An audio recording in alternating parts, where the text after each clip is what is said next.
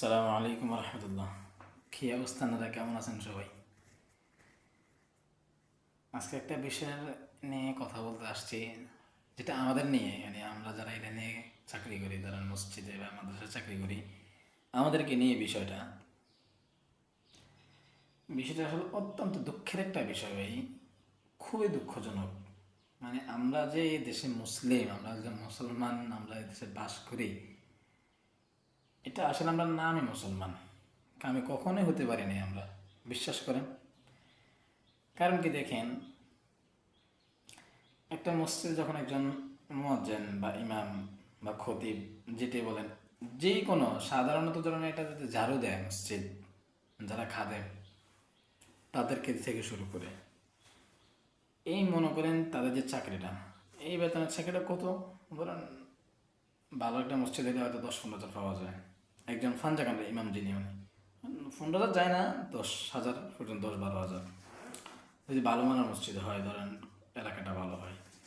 আর এমনিতে নর্মালি ধরেন 5 হাজার, 6 হাজার, 7 হাজার, 8 হাজার, আর এমন।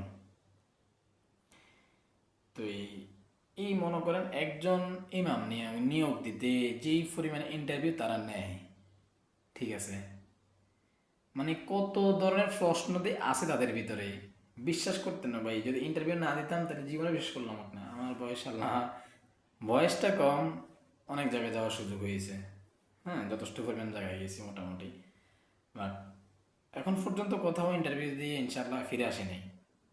হয়তো কোথাও চাকরি হয়েছে, জায়গা ভালো না করি নাই, বা কোথাও এমনি চলে আসছি, অন্য কোথাও দেখা গেছে 1-1.5 মাস 2 মাস থেকে চলে আসছি। বিষয়টা না, বিষয়টা মনে করেন এক এক জায়গায় ভাই এমন এমন প্রশ্ন করে, ঠিক আছে, হুজুর কি করে, হুজুরের ভাই বউ বাচ্চা আসেনি, হুজুর পর্দা করেনি, বা হুজুরের ব্যাকগ্রাউন্ড কি। মনে করেন একজন ইমামের বেতন দিবে কত, সর্বোচ্চ 5 থেকে 7 হাজার বা 8 হাজার, কিন্তু রে ভাই যেই পরিমাণ প্রশ্ন তারাই করে, আমার মনে হয় না সরকারি চাকরি করলেও এত প্রশ্ন দেওয়া লাগে না, মানে আমার ব্যক্তিগত মতে আমার মনে হয় না। আর দেখেন, কিন্তু এই জিনিসটা এখানে একটা খেয়াল করেন, যারা মসজিদের কমিটিতে থাকে,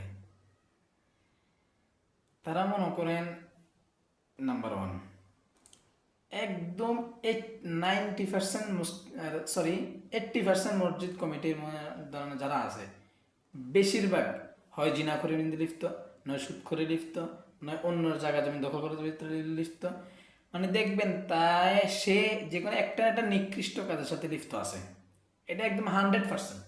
আমি নিজে হাতে প্রমাণ পাইছি অনেকগুলো।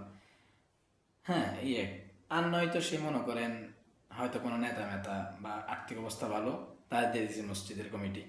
কিন্তু যেখানে যেখানে আমাদের মোটামুটি যারা ফাঞ্চাগারা 5 ওয়াক্ত মুসল্লি যারা মসজিদে, হয়তো লোকটা একটু গরিব, একটু মধ্যবিত্ত, সে 5 ওয়াক্ত নামাজ পড়ে দিন আনে দিন খাইতেছে, হালাল খাইতেছে, হারাম খাইতেছে না, ওই ব্যক্তিকে কখনো দেখবেন না মসজিদ কমিটি দিতে। যদিও দেয়, একজন বা দুজনকে রাখে, আর বাকি যতগুলো থাকে সব চোর বাটপার, সব, একদম আমি হাতে কোনো লিখে দিব। তার কারণ এটার প্রমাণ আমি নিজে পাইছি, অনেকগুলো ভাই, অনেকগুলো মসজিদের কমিটি এত পরিমাণ নোংরা, এত বাজে, যেটা ভাই বলার বাইরে।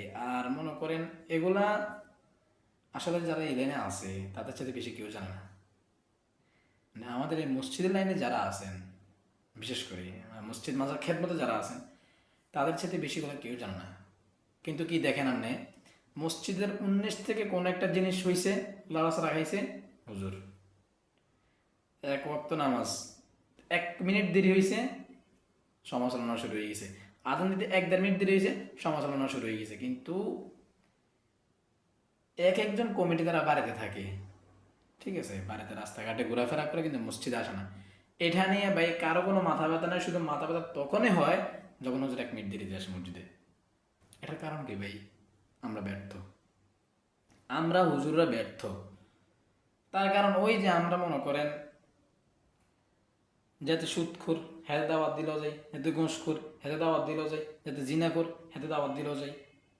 কারণ আমি জানি যে সে খারাপ, আমি নিজেও জানি যে এই লোকটা খারাপ, এই লোকটা আমার দাওয়াত দিছে, ভাই আমার যাইতে হবে, চাকরি বাসা দিলে যাইতে হইব, বুঝছেন নেই? অজুহাত কি? আমার চাকরি বাসা দিলে ওর বাড়িতে যাইতো নাহলে চাকরি থাকতো না। ভাই আপনি একদিন প্রতিবাদ করেন না, একটা দিন প্রতিবাদ করেন, একটা দিন মসজিদ ওইটা কন যে আমি কোনো ঘুষ করে বাড়িতে যাবো না দাওয়াত খেতে, কোনো সুদ করে বাড়িতে যাবো না দাওয়াত খেতে, কোনো মসজিদের কমিটি কোনো সুদ করে হইতে পারবে না, কোনো মসজিদের কমিটি কোনো ঘুষ করে হইতে পারবে না, কোনো মসজিদের কমিটি কখনো জিনাগার হইতে পারবে না। যদি থাকে এখন বাইরে যান, ঘোষণা দেন না, দেন নাই তো, কারণ দিলে তো আপনার চাকরি শেষ ভাই, দিলেই তো আপনার চাকরিটা শেষ, দিতেন নাম নেই, কারণ কারণ কি আপনার পরিবার আছে এই আছে ভাই, এটা আল্লাহর উপরে ছাড়ে দেন, রিজিকের মালিক আল্লাহ, আল্লাহু আলাম, আল্লাহ একজন আছে, এটা মানেন, বিশ্বাস করেন, এটার উপরে আমল করেন। যতদিন পর্যন্ত এটার উপরে আমল না করবেন কিচ্ছু করতে পারতেন না ভাই, এই চাকরি করবেন কোনো লাভ হবে না, ঠিক আছে। তো এখানে দুঃখের বিষয়টা হলো এই ভাই, আমি আসলে কখনো এইভাবে কথা বলতাম না, কথা বলার ইচ্ছা হলো এটাই যে আসলে ভাই আমরা হুজুরে ব্যর্থ, খুব ব্যর্থ মানুষ আমরা এই জগতে, মানে আলেমের জগতে আসলে আমরা ব্যর্থ, ঠিক আছে। আমরা মানুষকে বুঝাইতে পারি নাই, আমল আনতে পারি নাই, এই কারণে মানুষের এই অধঃপতন, আমরা ব্যর্থ ভাই।